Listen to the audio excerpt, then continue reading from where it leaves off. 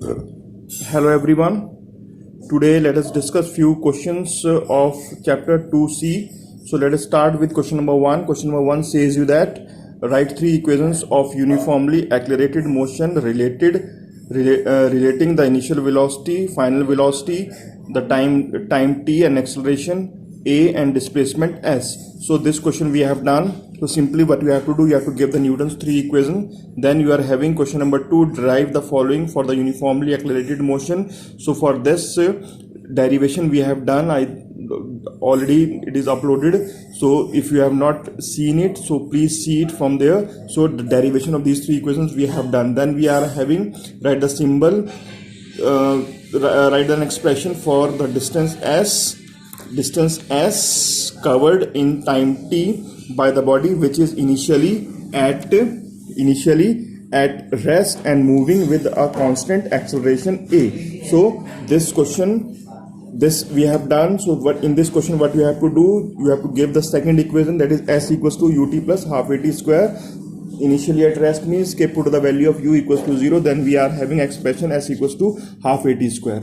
Then no need of doing these multiple choice questions. Numerical from 1 to 10 we have done. So this chapter is finished. Now let us start with the new chapter. Your new chapter is laws of motion. So your new chapter is laws of motion. So before starting with the laws of motion, let us start with the force.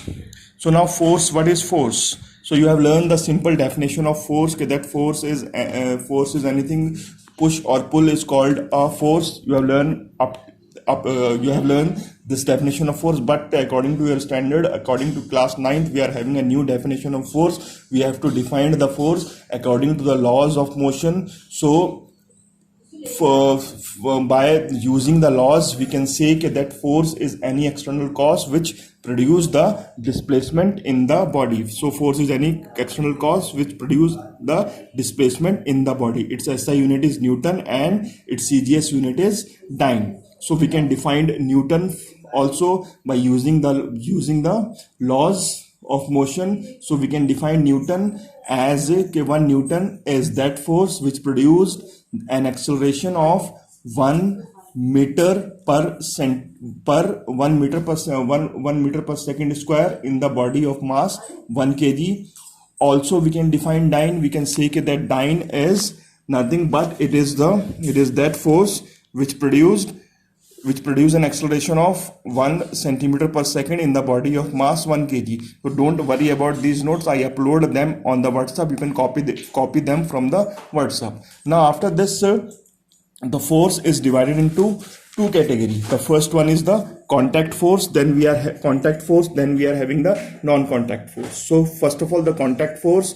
For contact force, the physical contact is required when the force acted on a body which are kept in a physical contact. That type of force is called the contact force. So many examples we are having. We can say that frictional force, where two surfaces are in contact. So we are also have a tensional force, tension exerted on the string, on the spring. We also have reactionary force. So these types of force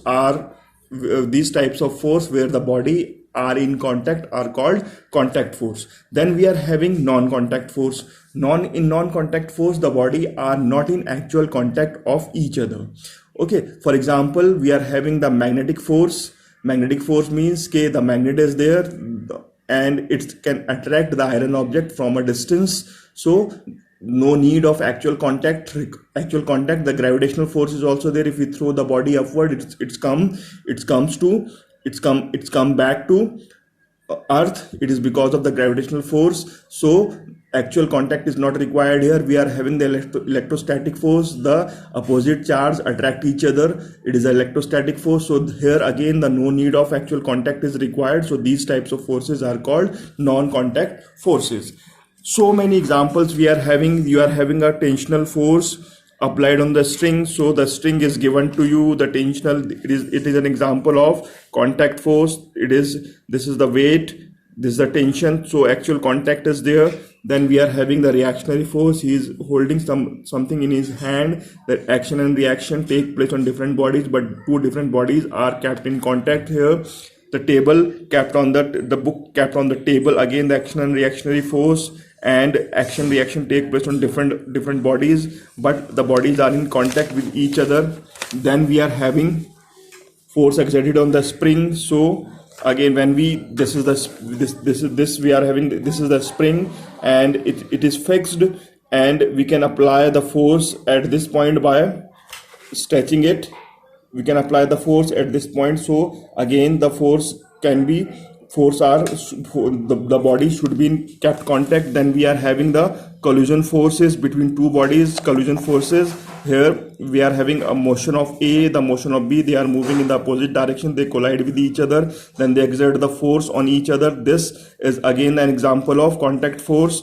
Then so many example of non-contact forces. Non-contact forces means when the bodies are not in contact with each other. So for this we are having example of gravitational force. When we throw things upward in the sky, the apples falling from the tree, the fruits falling from the tree, these are the examples of gravitational force where the actual contact is not required. Then we are having the electrostatic force is an example of non-contact force. Then we are having the magnetic force. Again, it is an example of non-contact force. Now coming to the general characteristics of non-contact force, the gravitational force is always attractive. These are some points which you have to remember. The first point, he is saying you the gravitational force is always of attractive nature, while the electrostatic force and magnetic force can be either attractive or repulsive in nature. So gravitational force is attractive, always it is attractive, while the electrostatic force and magnetic force, they can be attractive or they are repulsive when the two like poles or two like charge, when we bring them together, then the repulsive force act there, while the gravitational force is always attractive in nature. Then we are having the magnitude of non-contact forces on the two bodies depends on the distance of separation. Again, it depends on the distance of separation. The non-contact force, its magnitude depends on the separation distance. If we keep on increasing the distance of separation, then what happens? The force keeps on decreasing. On doubling the distance, force will become half. In this way it will continue. So this all about this chapter unit 1. So you can continue with the questions now. Explain giving two examples of each. So in this question you have to give the example. Then question number 2, classify them. It is important question. Do this question. Then question number 3, give an example in each case where the force is of contact, and again you have to give the example. Then question number 4, so do these questions, and if you have any problem, ask me on the WhatsApp, so you can solve them. No need of doing these multiple choice questions, and the questions whose answer is given in the book, no need of doing them. So whose answer is not given, do those questions only. Thank you very much.